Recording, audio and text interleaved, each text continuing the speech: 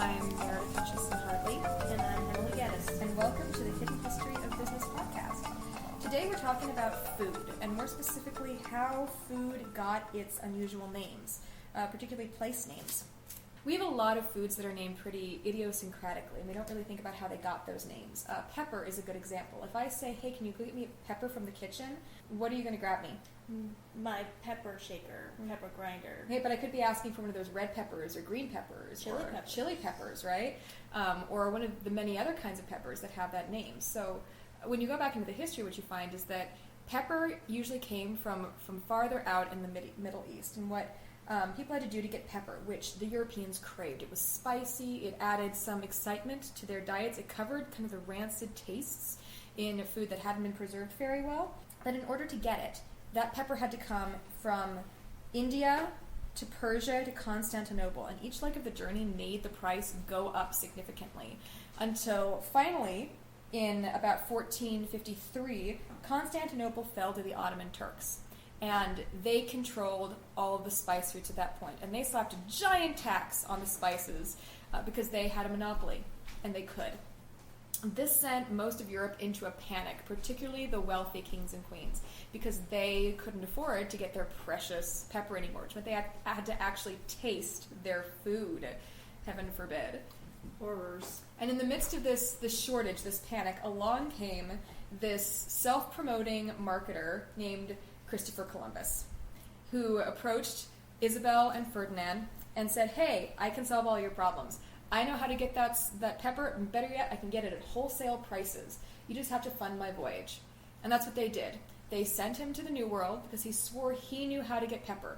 So he arrives in this New World, but that elusive black pepper, he can't find it. It was nowhere at all. Instead, he finds this other spice that's not quite pepper. It tastes like clove and cinnamon and a few other things rolled together. And he has the brilliant idea, which I think was really you could call Columbus the first government contractor, because he didn't find what he was looking for. Instead, he said, here, I will call this other spice pepper. This is just Jamaican pepper. So he brings that back to the New World, where it catches on and becomes a giant fad. And he extended this to other things he found, too. Like, now, what was that pepper? That pepper is what we now call allspice. Okay. And that's where allspice came from. So he brought it back, calling it Jamaican pepper.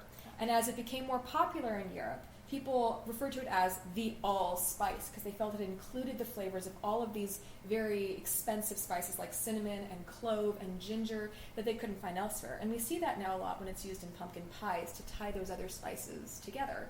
It's used in jerky and other foods now, but it was all the rage for a few hundred years there. So what about the bell peppers and the chili peppers that we have? How did that work into this whole It's the same naming? principle. If that worked so well, taking it back, well, if it worked once, let's do it again. So Columbus kept bringing back these other slightly spicy foods or interesting foods, and he just kept calling them peppers. That was a Jamaican pepper. This is a green pepper. This is a red pepper.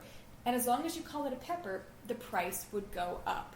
People wouldn't pay very much for this, kind of spicy green vegetable or this mild sweet red vegetable, but you'd better believe they would pay through the roof if you called it a pepper, which was really the point. Columbus wanted to make bank, and that's what he did through really just tricky marketing and not meeting the point of his assignment. But he found a way to convince people he actually had and add more value. And it's not the only time that happened in our history. Turkey is another really good example. Yes. The European explorers or conquistadors arrived in the New World. They discovered this bird. At first they weren't quite sure what to call it. There's some mention in their writings about peacocks of sober colors, probably because of tails. Mm-hmm. And there are some reports that they incorrectly identified them as guinea fowl that were typically thought to come from Turkey, and then they shortened that to Turkey. But it was also, Turkey was the home of the Ottoman Empire. It was, once again, exotic. And so very much as a marketing ploy, you slap the name Turkey on something, and it gets this panache, this aura of exoticism, and people are willing to pay a little bit more for it. Which is also significant because in Europe during the wealthy Renaissance, rich hosts like to present these extravagant birds. They do swans or cranes roasted and prepared as centerpieces. But the problem is swans and cranes did not taste very good. But it was all the rage. But people really, if they were going to spend that much money on something, they wanted something that tasted good. And turkey solved that problem for them. So not only did they get something that tasted better, but they could say it was from this foreign novel location of Turkey, which everyone wanted. I mean, Turkey was to the Renaissance what Paris or Dubai or Tokyo are to the modern age. Well, and this happened with not just what we call a turkey nowadays, but the first turkeys that were sold in Europe weren't even what we now call a turkey. They were basically pheasants from Africa. But again, it was a matter of trade, a matter of marketing. As long as they could call this bird a turkey, it had that same reputation, that same exotic glow. Right, and when we do this, we even do this nowadays. I mean, you buy something and say, oh, it's French, or I got it when I was in Rome, I got it when I was visiting Morocco. This becomes a huge selling point. I mean, my husband travels to Thailand frequently, and when people comment on some of the art in the house, they'll say, oh, it's pretty. And then I say, well, yeah, my husband got it in Thailand. And suddenly, ooh, it takes on this whole other aura of specialness. Well, and some of it is just come into our normal lexicon. I mean, French toast, right, French fries. Which come from that period of cultural exchange where France was the sophisticated neighbor. Same thing with Belgian waffles. And not always in great ways either. I mean, let's look at Hawaiian pizza. Hawaiian haystacks. Oh gosh, okay, so when I first moved to Utah for school, I was invited to this a family's event. One of my roommates took me to her family's house for dinner one Sunday night. And for dinner, they brought out this pile of chow mein noodles. And I thought, oh goody, we're having Chinese food. I mean, chow mein noodles aren't actually Chinese, sure. But it was like, hey, it's finally some ethnic food in northern Utah, which is a miracle in and of itself. And then they brought out the pineapple. And a weird assortment of ingredients I can't even remember. Gravy there was gravy involved, tomatoes, and chicken, cheese, celery sometimes. Yeah, and they would take the chow mein noodles and they would just pile these things all on top of each other, then pour gravy over the top with pineapple, and they called them Hawaiian haystacks. Now, I was born in Hawaii. Our family lived there for 3-4 years? About 3 years. About 3 years. Stationed at Pearl Harbor. That is not Hawaiian. Not even close. Just like Hawaiian pizza isn't Hawaiian. I mean, it's pineapple and Canadian bacon. It could very easily be Canadian pizza or just... But that's not as exotic as Hawaii. Exactly. Apologies to any Canadians. Sorry, we love you, Canada. Hi, neighbors. And even then, pizza in and of itself, suddenly pizza isn't exotic in and of itself. We have to add Hawaii to it because Hawaii is a vacation area and it's special, and ironically the most Hawaiian pizza you can get is a Spam pizza, right? But that's not interesting to anyone. That definitely wouldn't fly here. It's not exotic. It's not exotic enough, no. So we add Hawaiian to it and suddenly it becomes this exotic, like Hawaiian punch, that weird red concoction.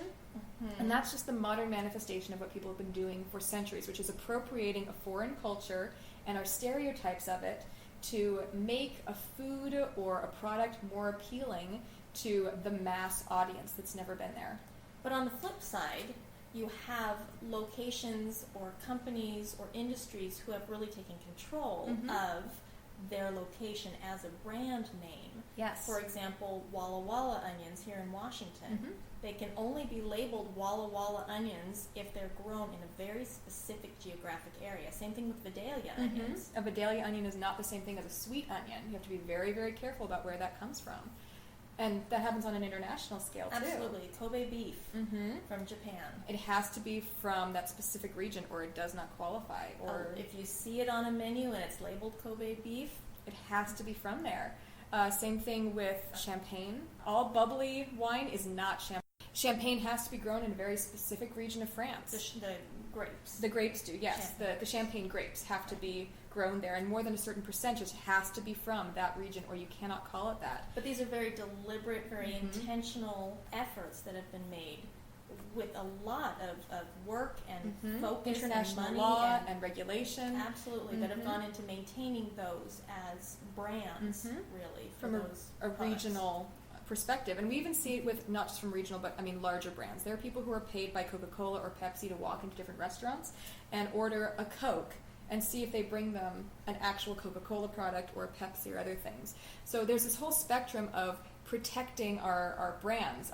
And the area that's causing trouble right now is in Japan, where Kentucky Fried Chicken is the big thing. And I don't know how familiar you are with that, Em. But it seems really funny to us Americans, but Kentucky Fried Chicken is a luxury. It is what everyone wants in Japan. In fact, it is becoming the most popular meal to eat on Christmas Day in Japan. Christmas dinner? On Christmas, yes, Christmas dinner. KFC. KFC. People, it's something that people can spend money on. It started out as this interesting American novelty, this food that had suddenly shown up in Japan.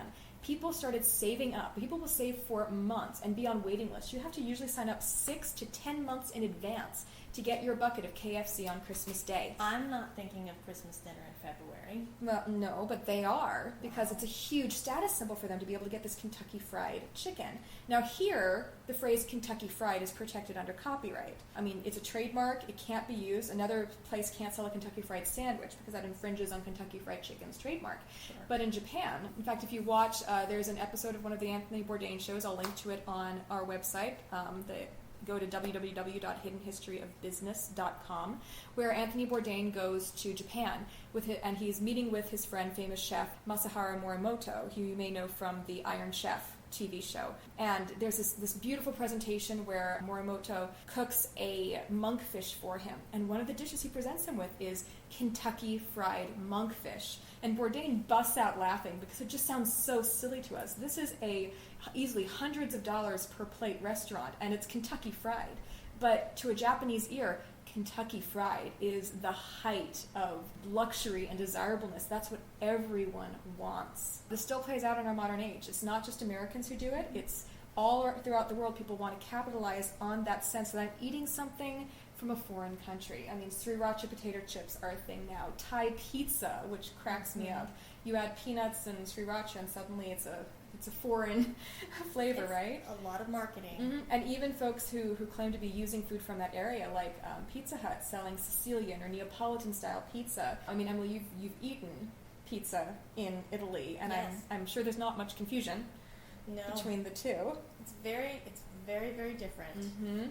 But we can use that word, which isn't regulated, to evoke this feeling that we're eating something that is authentically different. We're getting the experience of that other culture, whether it's authentic or not.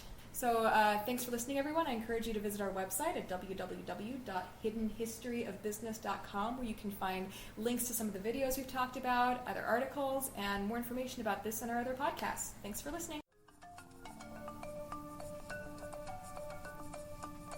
If you'd like to learn more about the subject that we discussed today, you can find multimedia content, links to articles we discussed, and videos on our website at www.hiddenhistoryofbusiness.com.